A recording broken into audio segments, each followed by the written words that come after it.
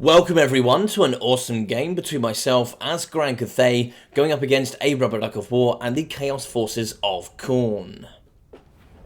So this was game 3 in a best of 3 here in the land battle series between me and a rubber duck. I have cast the other 2 games. We did do Kislev up against Ogre Kingdoms, which I got the victory, and then we had Kislev up against Zinch, which Ducky took the win, and this was game 3 for winner takes all, and we are going to have 5 units of the anti-infantry bloodletters on the front line, backed up by the double chunky boys of the Chaos Khorne dual weapons. So good anti-infantry and frenzy here just to really increase that's melee attack and damage output, and then 100 armor to make them rather tanky. Now we are going to have the double cultists of Khorne, or as I like to call them, the double Uhtred of Bebember. We are going to have Frenzy alongside the Gate of Khorne for the Bloodletter summons, and for the Lord Choice, we are going to have the big chunky boy himself. We are going to have the Exalted Bloodthirster, the man, the myth, the legend that can fly with 95 speed, amazing melee stats, but no abilities or items today. In the trees, 1 unit of the Vanguard Fleshhounds, ready here to get into the Cathay units, and in the back left, a unit of the Chaos Furies, more Chaos Furies in the back right with an extra unit of the Fleshhounds of Khorne. So for myself and the units of Grand Cathay, 5 units of the Jade Warriors in the front for the Sword and Shield, 5 units of the Jade Warrior Crossbows in the middle line, and then 5 units of the Jade Warrior Halberds. Yes, you heard it right, a full Jade Warrior build here coming from myself, and then we are going to have the Double Alchemist and Xiaoming the Iron Dragon. So for the Alchemists in the front, I really like them. That is going to give me 3 Mastery of the Element Winds, which is going to increase my magic, and I'll talk about that in a second. We are going to have the Enchanted Metallurgy, as well as the Alchemist Elixir of Puissance, and then the Alchemist Elixir of the Iron Skin. That's going to give armor, melee attack, and then magic and base weapon damage increases there to all those missiles. So Xiaoming is going to be the Lord Choice at the front, the Warding Iron, as well as Arcane Conduit for him. And we're also going to be having the Final Transmutation, the Master of Alchemy, and then the Transformation of the Dragon. So if we play him, we'll see that the Final Transmutation does actually get a 130% increase. So for every extra Master of the Element Wind, you get an extra 15%. I did do a video on this, but in the multiplayer scene, you can get up to 160%, but that is max. That is the most you can get, but in campaign, it can be up to 200% increase on your spells. So we are going to charge forward here with the full Jade Warrior build. We are going to be met by the Fury of Khorne. These Bloodletters are ready to rip and reap havoc.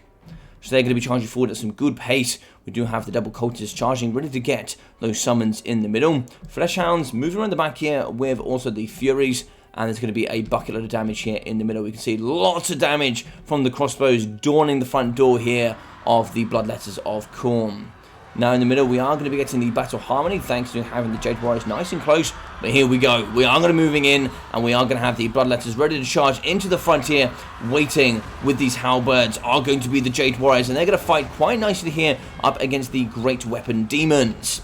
Fighting in the front, the Bloodletters are going to be down to below half health already, but we are going to get a gate here directly from Khorne itself. We have the Bloodletters coming into the back, pouring into our Jade Warrior crossbows, doing some nice work here with the Fleshhounds as well. We do have the Jade Warrior Halberd, so the anti-large quite nicely up against the Fleshhounds of Khorne. In the middle of the Bloodletters are going to do some nice work, and we do have a Duel of the Ages. The Iron Dragon going up against the chosen Exalted Bloodthirster of Khorne. Now this here would be a, worthy of any Lord of the Rings battle, I'm sure. But this is going to be a battle for the ages. But we are going to have the Double Alchemist helping from behind. All 3 of them will be having magic damage, so circumventing the physical resistance of the Exalted Bloodthirster. But on the rest of the battlefield, it's not going too great. The Jade Warrior Halberd is going to be losing up against Bloodletters. They do pay for anti-large and armor piercing, and Bloodletters are neither. We are going to have the Cultist moving. He's going to maybe try and see if he can battle up against maybe one of the Alchemists. He's going to be walking. He's going to be absolutely strutting into the front line. This man is ready. Shield high! As we get ready for the shield wall, we have the dual weapons in to fight up against my Lord Choice. And he's going to be pretty low, down to 5,700 already. And for the Bloodthirster, he's going to be down to 5,600. In the middle, we are going to have the dual weapons in, fighting up against the Jade Warriors with the sword and shield. And they don't have loads of armor piercing, but they can fight pretty nicely. They are going to get the stance ability when they stand still for a long duration. They do actually get a plus 10 armor buff, which can be quite nice here up against the dual weapons. So the right hand side is going to be holding, but you can see in the back we were compromised. Jade Warrior crossbows are going to be breaking throughout the battlefield. We have some here in the back, some more halberds to return to the fray. And over on the right, or should we say the left actually, the Bloodletters of Khorne fighting up against some more Jade Warriors. Crossbow bolts are going to be firing over the top into the Bloodletters. They are going to be at 5,800, but only 3,000 here for the Jade Warriors. The majority of the battle is going to be now just in the middle. We are actually going to break one of the alchemists. It's going to get terrified. And the other one here is going to be down to 2,300. They're not the most cost efficient on foot melee-wise. Now, we are going to move in here with some halberds. They're going to try and help fight here up against the Exalted Bloodthirster. We do actually have the Horn of Khorne, given that plus 24 melee tap, but it looks like no way. We've terrified the Iron Dragon here with the Exalted Bloodthirster. How can a dragon older than the gods themselves be terrified by a mere demon of chaos? I do wonder. Don't particularly know too much, but 800 health left for him. He's going to be moving away. He only has 41 speed. Not too sure why he's getting slowed here.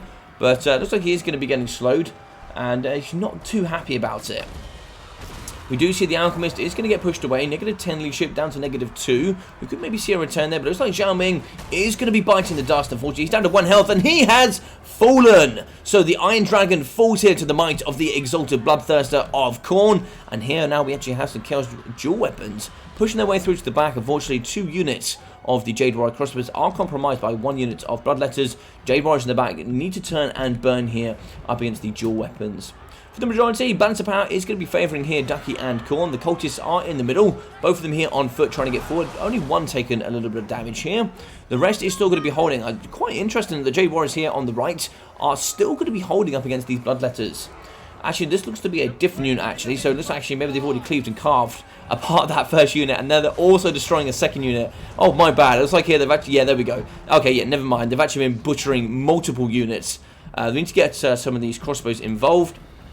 Halberds in the back are going to be breaking, and I can believe here the entirety of the force has unfortunately fallen apart. We have Bloodletters cleaning up in the back.